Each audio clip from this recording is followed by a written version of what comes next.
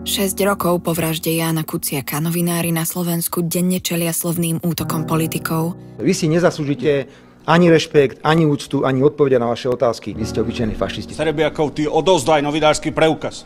Už som žila naozaj v takom kolotočí, dokonca výhražok od viacerých poslancov koalície. A ešte väčšiemu počtu hejtov od ľudí v komentároch a súkromných správach. Ja si nemyslím, že ľudia vedia, Monika, že čo ty dostávaš. Niekto by to mal začať uverejňovať. Spojili sme sa preto s najväčšími spravodajskými portálmi a nechali ľudí nahliadnúť do súkromnej korešpondencie novinárov.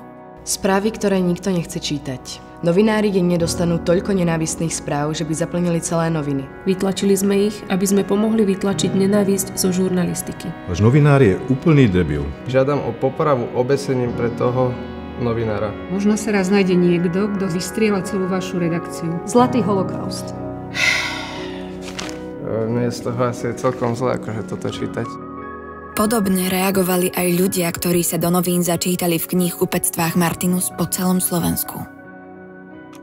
A to najhoršie z nich sa objavilo aj vo vizuáloch.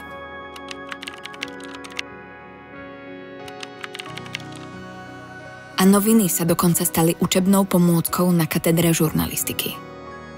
Video spontánne zdieľali novinári z viacerých médií a chytilo za srdce aj celú krajinu.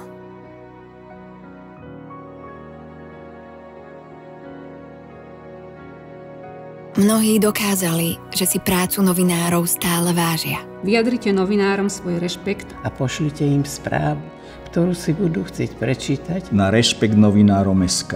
Takmer 900 ľudí na našom webe napísalo žurnalistom správy podpory, z ktorých vznikli noviny plné rešpektu. Do slovenských redakcií sme tak odoslali správy, ktoré novinárom pripomenuli, že aj v týchto ťažkých časoch pre žurnalistiku sú tu tisícky ľudí, podľa ktorých si zaslúžia rešpekt.